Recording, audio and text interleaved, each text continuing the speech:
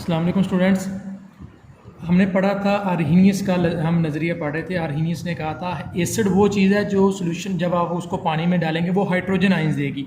ये थी उसकी एग्जांपल। ये देखें, ये H पॉजिटिव पैदा हुआ, ये H पॉजिटिव पैदा हुआ, ये H पॉजिटिव। तो ये सारे के सारे एसिड्स हैं। अब हम आते हैं बेस की तरफ। बेस क्या चीज़ है? तो बेस की डेफिनेशन आर्हीनियस ने बताई थी, वो ये है, अब base is a substance which dissociate in aqueous solution to give hydroxide ion. Hydroxide बेटा हम कहते हैं OH नेगेटिव आइंस को। किसे हम कहते हैं? OH negative ions. ये आप आइंस आपको नज़र आ रहे हैं। तो अब यहाँ पे देखें, ये BOH हमारे पास फर्ज करें बेस है, कोई हमें नहीं पता ये बेस है। तो अब जब हमने इसको वाटर के अंदर ऐड किया तो आप लोग देख सकते हैं यहाँ पे हमारे पास OH नेगेटिव आइंस पैदा हुए हैं। तो OH नेगेटिव आइंस का मतलब ये हमारे पास क्या है? बेस है। अब यहाँ पे आप एग्जांपल उन्होंने दी हुई है सोडियम हाइड्रोक्साइड की। तो जब इसको आप वाटर के अंदर ऐड करेंगे तो सोडियम आइंस बनेंगे, साथ में हाइड्रोक्सल आइंस बनेंगे। तो ये हाइड्रोक्सल आइंस OH नेगेटिव का बनना हमें ये जाहिर करता है ये हमारे पास क्या है? बेस है। ठीक है। आगे यहाँ पे बेटा उन्होंने ना कुछ एसिड्स के और बेस के फार्मूलाज दिए हुए हैं। तो ये फार्मूलाज आपने याद करने हैं।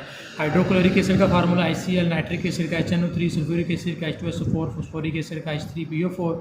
इस तरह sodium hydroxide, potassium hydroxide, calcium hydroxide और एल्यूमिनियम हाइड्रोक्साइड के फार्मूलाज दिए हुए हैं। तो ये फार्मूलाज आपने याद करने हैं ताकि इस चैप्टर के जो अगला हिस्सा वो आप लोगों को अच्छे तरीके से समझ आ सके। तो जिन लोगों को फार्मूला नहीं याद होंगे तो वो इस चैप्टर के अगले हिस्से को नहीं कर पाएंगे। ठीक है।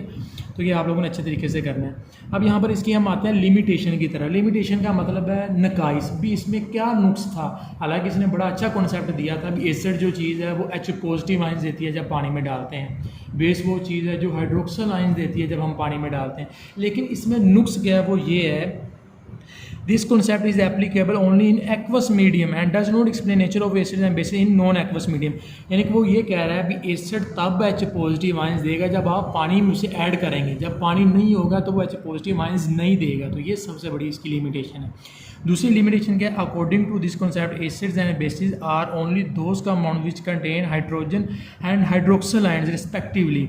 ठीक है। It can't explain the nature of compound like CO2, NH3 which are acids and base respectively. अब बेटा यहाँ पे देखें, आर्हीनियस ने ये कहा था अगर कोई चीज़ H पॉजिटिव आयंस देगी तो वो एसिड है। ठीक है। यही लेकिन CO2 देखें जब ये आयंस में कन्वर्ट होगा तो इसमें तो हाइड्रोजन है ही नहीं, तो H पॉजिटिव पैदा नहीं होंगे। हालांकि CO2 एक एसिड है तो CO2 के बिहेवियर को एक्सप्लेन ये नहीं कर पाई। इसी तरह इसने कहा था बेस वो चीज़ है जो हाइड्रोक्सल आयन देती है। तो अब अमोनिया में हाइड्रोक्सल आयन नहीं है, लेकिन अमोनिया फिर भी बेस है। तो अब कार्बन डाइऑक्साइड गैस और अमोनिया की वजह से आर्हीनियस का जो काम है वो क्या हो गया? ख़राब हो गया। तो इसका मतलब ये था कि इसका जो नज़रिया किसी हद तक ठीक था, लेकिन ये फुली किसी भी एसिड और बेस को एक्सप्लेन नहीं कर पाएगा।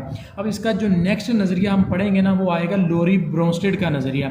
तो लोरी ब्रोंस्टेड हमें बताएगा भी कार्बन डाइऑक्साइड जो है और जो अमोनिया वो हमारे पास एसिड है और बेस है, वो किस तरह एसिड और बेस है। तो तब हम वो डिस्कस करेंगे। तो ये हमारे पास आर्हीनियस का हमारा कंप्लीट टॉपिक हमारे पास हमने डिस्कस कर लिया। तो बेटा आप लोगों ने कंप्लीट ही याद करना है। इसकी लिमिटेशन शॉर्ट क्वेश्चन में आ सकती हैं और इसका जो नज़रिया है एसिड और बेस तो ये आप लोगों को लॉन्ग क्वेश्चन में आ सकता है। अल्लाह हाफिज़।